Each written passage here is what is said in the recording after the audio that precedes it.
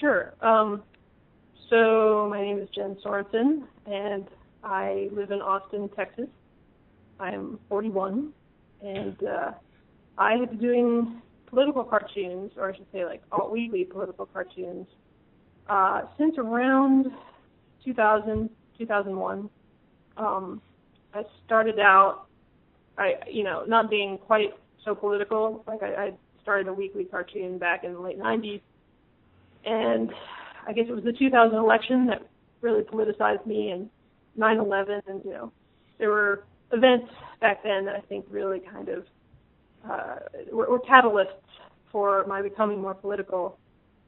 And so I guess the first several years of my career, I really got my start by sending out samples to alternative newspapers around the country, and very gradually I picked up, one client at a time, and this was at a time when alt-weeklies were kind of a booming industry. And, I had a day job for years, and then eventually I went freelance full-time, and and let's see, so there were like other illustrations. I don't know how much detail you want me to get into about like all the different work I was doing at the time, but like, I did some illustration work for Nickelodeon magazine, and there are other things I was doing too. But then I guess then the Great Recession happened, and that was kind of a scary time. And I felt like maybe, I wasn't even sure if I was going to be able to continue doing the cartoon forever. I mean, or at least, for the foreseeable future. I lost some clients, although maybe my situation wasn't as bad as some people who had lost the entire, like, Village Voice media chain.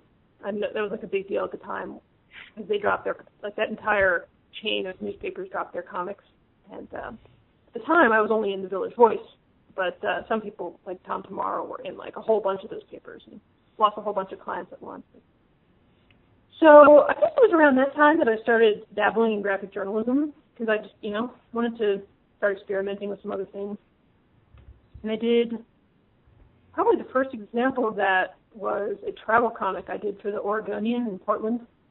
I was living in Portland, Oregon for a year, and I did this comic about taking a train trip to Whitefish, Montana, and which is like a little kind of ski area with these cool things called snow ghosts, like where ice rime forms on trees and makes these sort of monstrous shapes in snow. It was really cool. It was fun to draw. And so that was actually pretty well received, and I really liked doing that. And, I liked getting out from behind the drawing table and going out in the world and doing things in meat space. And I've heard of that. Yeah, and then so like a few other people were kind of getting on the comics journalism bandwagon at that time as well, like my colleague Susie Cagle and Matt Bors, and so it was just something that kind of started growing, and over the years, I've done a few special projects, not as much as I'd like, because actually the weekly comic keeps me pretty busy, and I think very time consuming to do these graphic journalism pieces. Yeah. They don't necessarily pay for themselves, or they're sort of a labor of love to some extent. Right. And then I started editing comics for Fusion, which I assume you're familiar with. That correct. Like a new media company, and I work basically part time for them, just as an editor, like commissioning graphic journalism pieces, and I really like. I like being an editor. It's been a very educational experience for me, wearing both hats, both the editor hat and the cartoonist hat.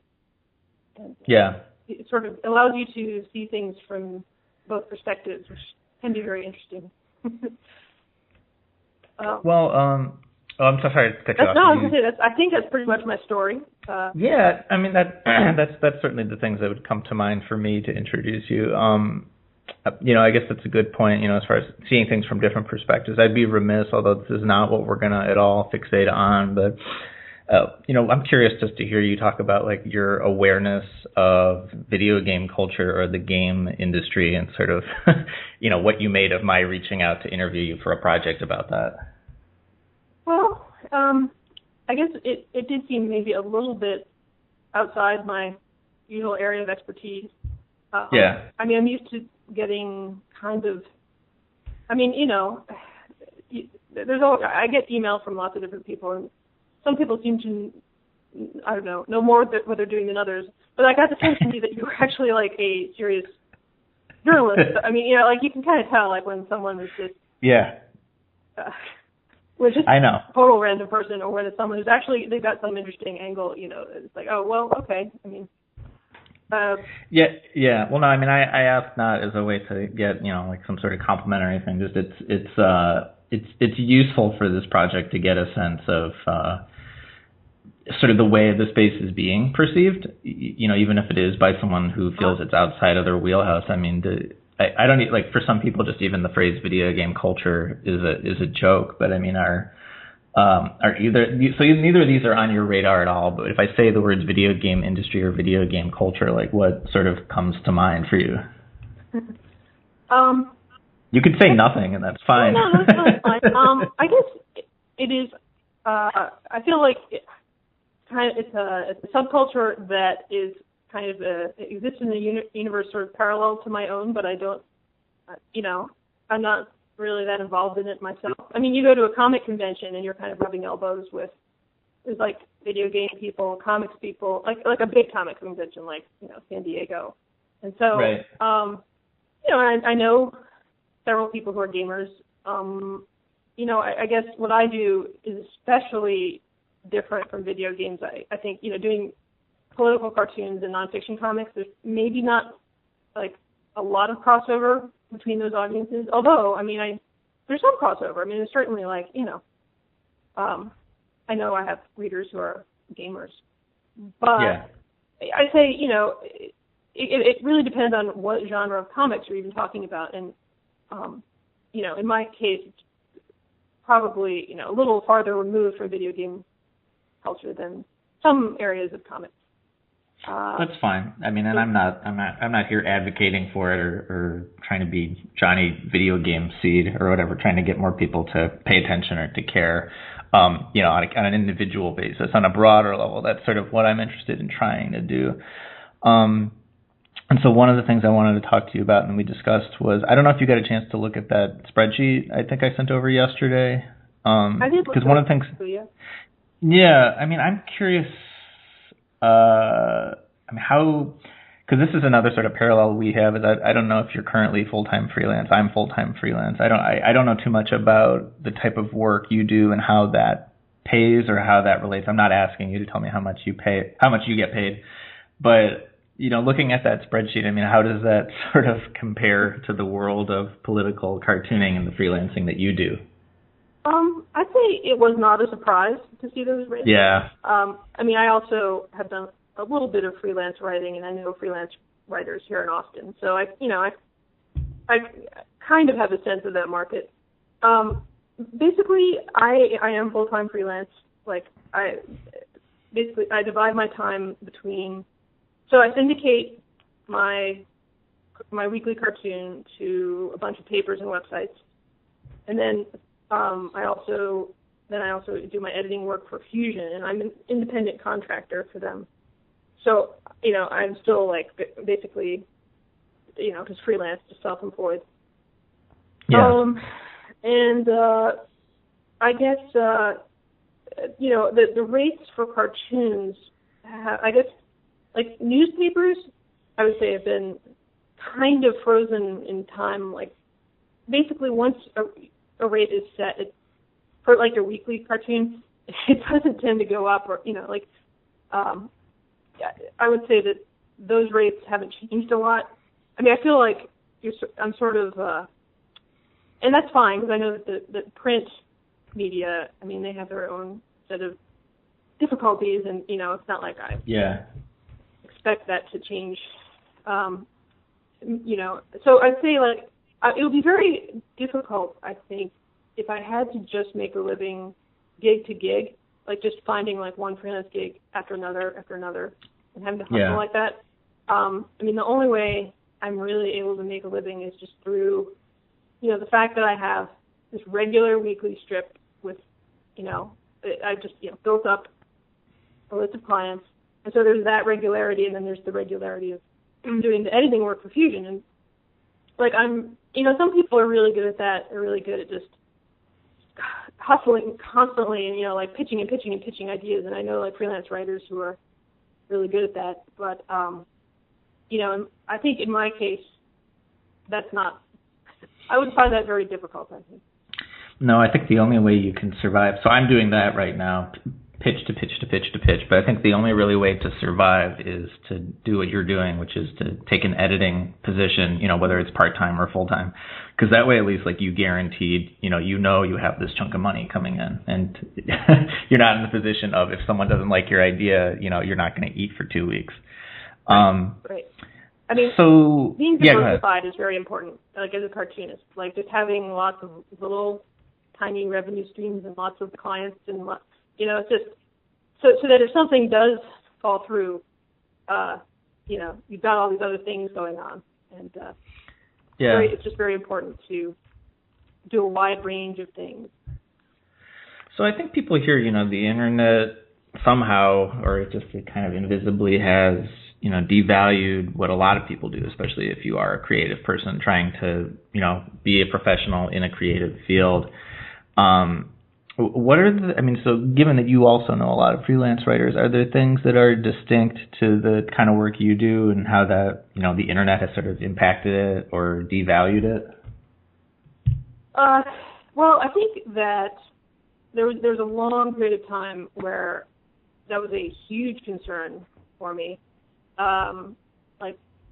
Before Daily Kos started running political cartoons, and there's a handful of other political websites that have picked up political comics, in the past few years, basically since the recession. That's what really kind of helped me stay afloat. Because I mentioned to you that I was I hit this crisis point where I just wasn't sure what was going to happen, because the internet wasn't really paying very well. The rates were really pretty bad, and it just didn't seem like there's any way for at least, all weekly political cartoonists, like people in my genre, which is, this is all very specific to the genre. Right. It didn't seem like there was any way to really bridge that divide.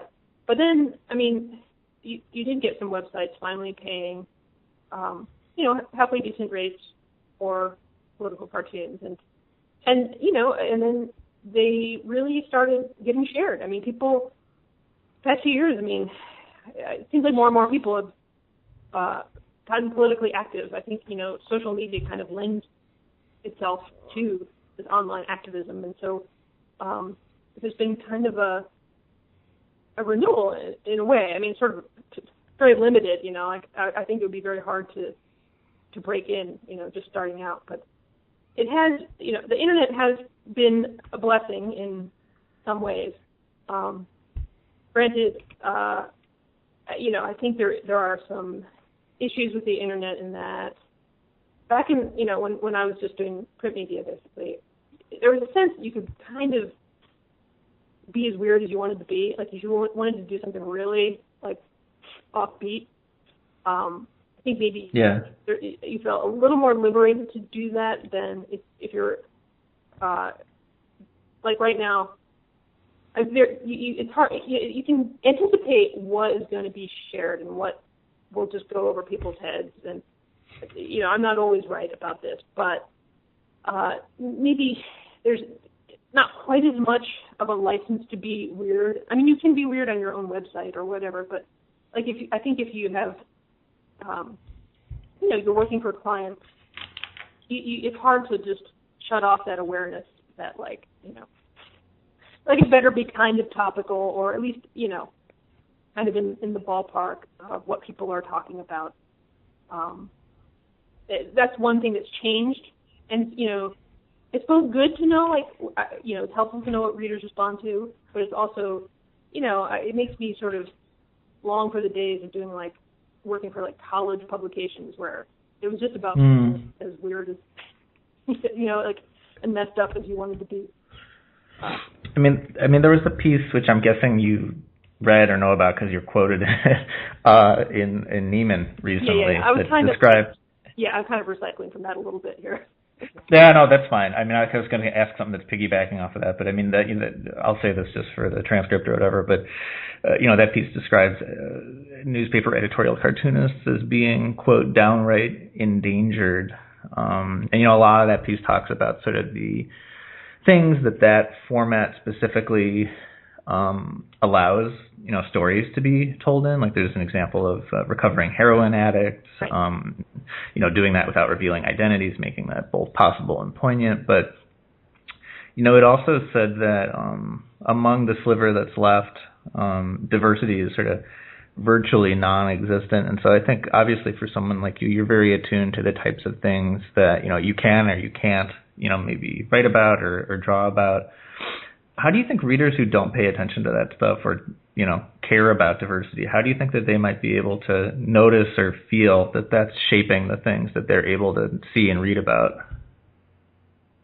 So you're asking, like, how to make people who don't really care about diversity in comics to be more aware? Well, I mean, I'm curious for people who say or act like they don't care. Like, how is this actually impacting them, even if they say they don't care? Because clearly they don't know what stories they're not being told. Mm-hmm. But is there a way that that's still affecting them or rippling to them, even if they act like they don't care? Well, I will say that one thing I've really noticed that's been great. Like I started going to the Small Press Expo in, I think it was 1997, and Bethesda. Have you ever been to SPX? No, I haven't. Okay, it's probably the best comics show in the country. It's it's all kind of indie comics, and it's just really a fun show, very well run. And when I first started going there in the late 90s, it was just so different from how it is now. I mean, it was pretty much, there were like some women, but it was like mostly guys, and it was really very white, It was like, it looked sort of like the traditional sort of comics market, and the thing is, there were great people, and it was a fun time, and I never, really felt excluded in any way, but, you go to SPX now, and I think something like half the creators, or maybe even slightly over half, are women. It's way more diverse, just, racially diverse than it used to be. There's a lot of LGBT creators. It's just the change has been so dramatic in the past. I guess it's almost 20 years now. That's kind of alarming for me to think. But so the industry, at least in indie comics, not necessarily like editorial cartoons so much, because that's, again, we're talking about two slightly different genres here. Like, right. I'm comparing apples and oranges a little bit. Talking more about like graphic novels and web comics and that kind of thing. So that's gotten way more diverse, and editorial cartoons, I think that hasn't changed as much, partly because the market is probably shrinking for staff cartoonists, and so you're just not getting like tons of younger people going into that. Although a lot of people are doing web comics and they're doing political work, but it's just sort of not in that traditional editorial cartoon format. But as far as people who don't care about diversity in comics, I guess all you can do is sort of try to do political cartoons that point out why this stuff is important and why, and how maybe unconscious bias works, where people who, they sort of gravitate to people who look like them, or or their friends, or they don't really, people who don't necessarily like panels at conferences, for example. Something, it's an area where people need to be aware that, okay, well, the first people that you think of are probably the people in your own social network, and you kind of need to try a little harder to go outside your immediate comfort zone and reach out to other people, and like even if you don't think that you're being biased, it's just sort of how it happens in society, and so I guess just getting people to be more self-aware. That's just have to keep talking about it, and hopefully in a humorous and entertaining way. Yeah. No, that was something else I wanted to ask you about. Do you find that do they find it easier to have fun poked at them in cartoon form versus like reading about it in an article? Like, does it access some different part of themselves that like they're able to distance themselves in a different way, maybe? Well, I guess, I don't know, having a cartoon drawn about you can be sort of upsetting. I think. It really sort of depends on the language you use. And I've always been kind of drawn to humorous cartoons because I just find that, I guess a lot of academic language, is not that effective in communicating with people on just kind of the day-to-day level. And, if you can just kind of demonstrate in a I think my cartoons can be abrasive sometimes too. But if you can try to just do it in a way that makes people laugh, maybe at themselves a little bit. I'd say that's a better approach than just beating them over the head with, just academic jargon. Yeah. Well, what are the patterns you notice when cartoons have caused big, strong reactions online? Like, how does that cycle sort of play itself out? Let's see. Well, sometimes you can never really tell which cartoon is going to do that. Like, you think you have a good idea, but it's only, sometimes I'm surprised because it'll be a cartoon that I wasn't really expecting to take off. The pattern that plays out, I guess, some people just start tweeting and sharing on Facebook, and there's something about a cartoon that it just has legs or it doesn't, and I guess, there's going to be a mixture of positive and negative comments, and I guess, I guess. I don't know. I don't really have any. I'm trying to think of some interesting anecdotes here. Okay. Yeah. I guess, I've had. I maintain an assholes folder in my Gmail account, and I've certainly gotten some, upsetting emails. Although I'm kind of used to it for the most part. Probably the most frustrating situations are when maybe people who are on your own side misinterpret what you're saying, or I feel like sometimes people are reading a cartoon a certain way that wasn't intended, and so you feel this need to defend yourself and explain yourself, which can only go so far because it should be a standalone cartoon that you shouldn't need to explain further. But these days, issues are so complicated, sometimes you feel like, you do need to add a blog post or additional comments on Facebook for people who aren't quite getting it. Yeah. And so you asked about interactivity, and I'd say that is the interactive nature of comics. For me, it's like, well, it's not like I have people participating in the cartoon itself, but they do get shared, and there's a conversation that happens after the cartoon that can be interactive.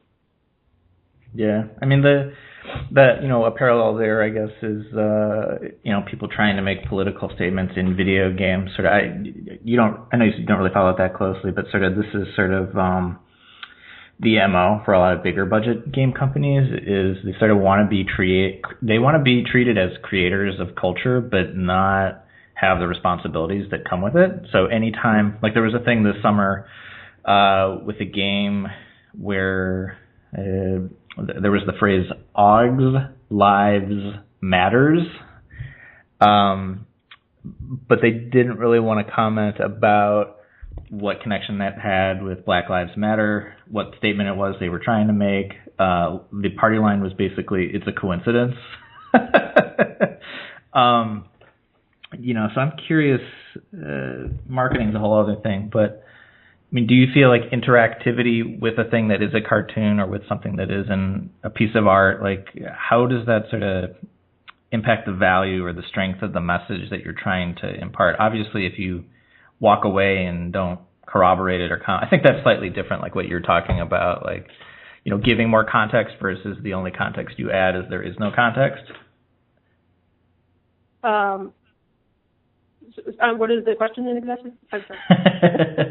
Sorry. Well, the basic question is just, you talked about interactivity coming after the cartoon. Right. But what about interactivity, with something like a cartoon and trying to impart a message? Do you feel that, can that happen without it detracting from its intended purposes?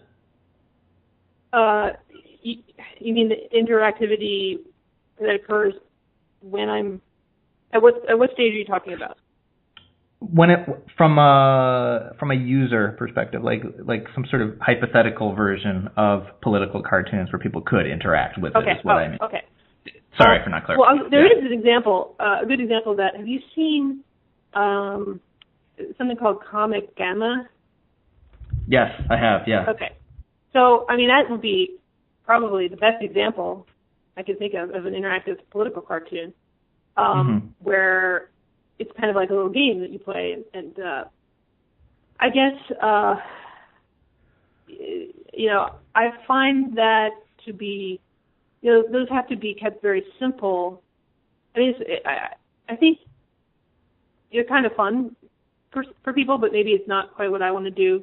Like if I'm trying to get it philosophical underpinnings of like how we talk and just our intellectual debates, and I find that it's sort of hard to do that and then like make it into a game, or at least it would certainly take far more time and resources than I have to do anything more complex than what they're doing with Comic Gamma.